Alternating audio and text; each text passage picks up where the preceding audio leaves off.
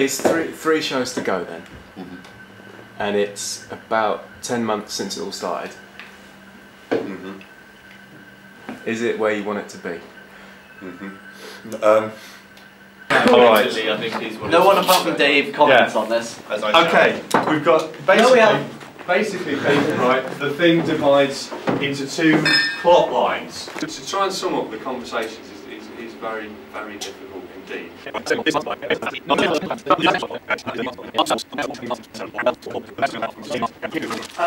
What's the big white? That was a big white line that Doug drew for no apparent reason. No, it was. So many of the early writing meetings, we'd spent hours talking through a simple concept which has been completely discarded now. And yet we would spend the whole afternoon talking it through, discussing it, hearing everyone's point of view, voting on it. And that's a good way to do things when you've got 10 people sat around a table, but you can't work like that. Not without, there's no authority within the group.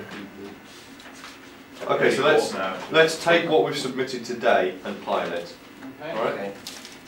I think the Martin script, because of the way we had to write it and the confines that were placed upon us in terms of time and when we're all together, is probably as good now as it ever could have been. That's the only thing I would say is just change the accent and then you're away. It's a bit harsh. It's a bit harsh. It's kind of supposed to be a challenge. It started off a bit different. Harsh. It's a bit harsh. It didn't start off completely Dave, but it's supposed to be that. It was kind of, it's supposed to be more kind of Rowan Atkinson, Mr. Beanie kind of. That's a bit harsh. It's a bit harsh. It establishes the kind of black and the Baldric role without. Yeah. You could kind of make you sing some. Martin. It's harsh. It's a bit harsh. No, it's quite good. A sing-song Judy Dawson. Yeah. I like the rhyme twice. It's a bit harsh. I've gotten the paper. The paper. Yes, my turn. I write on paper. Yes, paper. It's my job. That's better. Yeah, that's good. But I guess innovation is what we aspire to, and I think perhaps sometimes we slip into our own world too readily, though. Paul Daniels comes in at the end. Wow. What? Have you seen my wife? I'm not very Derry. You can't be self-indulgent in your comedy. I think that's something that we suffer from sometimes. We're not afraid of being different. And we don't want to do just a bog standard comedy sketch show. At this time last year, when we were just thinking about the first sort of very, very rough ideas for an Edinburgh show, I got very interested in the idea of attacking the things that frighten us comedically. I think they have either got the pencil sharpener or try and engage him in things. Maybe later they could find it towards the end. But they certainly shouldn't have it at the beginning. Sam wants to say something. I think they might. Well, couldn't they have the pencil sharpener but not realise that that's the thing that's keeping them alive? They're trying to keep alive, and they've got the thing which keeps them alive, but they don't realise that that's what. In each of the 5 disparate sketches, one of them. Getting taller. What am I doing? The initial ideas were all to do with Mr. Ordinary finding a better life and all this kind of stuff. Martin's happy when he's got the pencil sharpener. Yeah, and when he loses the pencil sharpener, he assumes he's no longer happy because he hasn't got the pencil sharpener. But he's happy because he's looking for it. It's like you could take the pencil sharpener as a metaphor for work, or as a metaphor for people lose their jobs and feel distraught and feel they're devalued as a person. When essentially all they've done, they've lost a job, they've lost something they hated. We're saying people. I mean, at its most basic, it's saying people attach happiness to possessions. And by using a pencil sharpener, it ridicules that whole concept. Yeah. I think it's a very mediocre script. I think it's mediocre in terms of what Inexplicable can do for a start. And I think, but they would also, I think, be the first to admit that. The 4 of us have had a creative relationship longer than the 6 of us.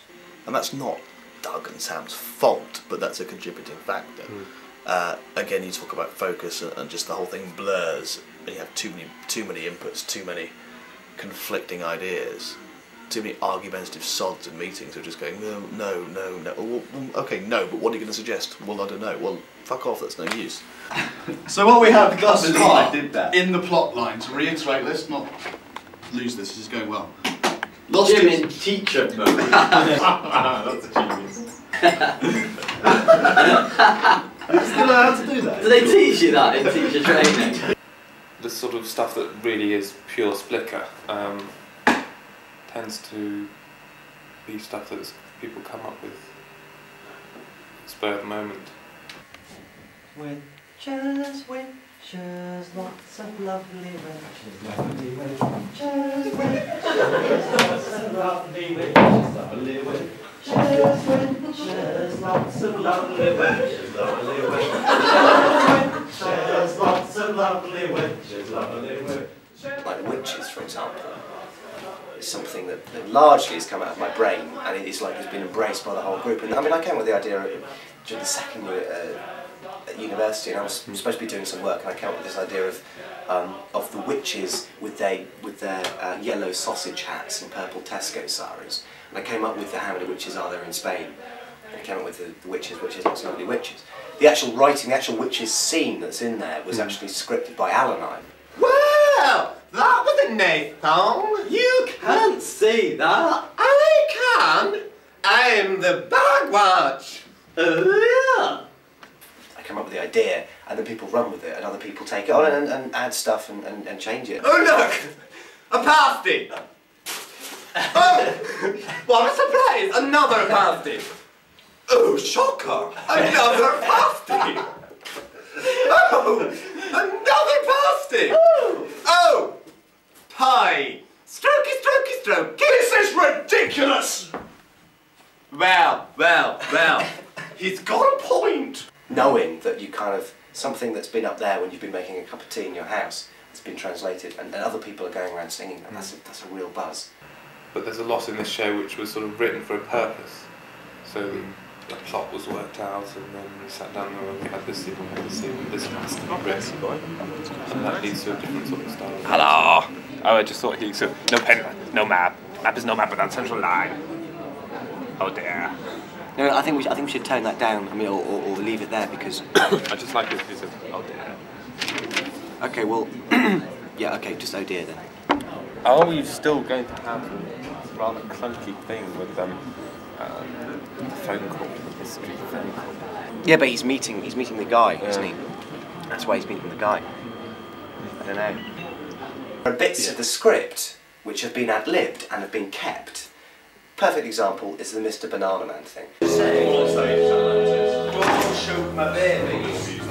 Don't shoot my baby. That started off as a me no banana man, me got the spoon. The voice has changed now. Now I run on and play the spoons. And there's this whole banana thing with the banana swinging that's all been added since we've been to Edinburgh. It's just evolved as each performance has gone on. And if I wasn't allowed the freedom to say, well, I'm going to try that out and just see if it works, then it would never have been created. Some of the bits of the show have been written, like the giraffes thing, at 2 in the morning, after a few beers, in 10 minutes. The script is not sacred, do you know what I mean? We've spent more time rehearsing and thinking and analysing the stuff we've written than we actually spent writing it. And that, to me, is quite significant. The initial ideas were brilliant, but they couldn't write it. Wednesday the 3rd of May 2000. I think that was for benefit of the camera. It was. I think he's showing off for the camera again.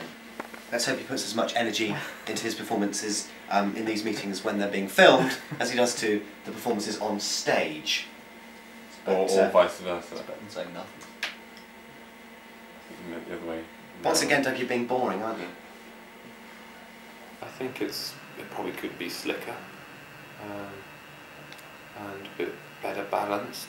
And then when they came back from the Easter weekend with a script that was nothing like that, that was probably the worst point in the whole time for me, because I just thought, why the hell am I doing this?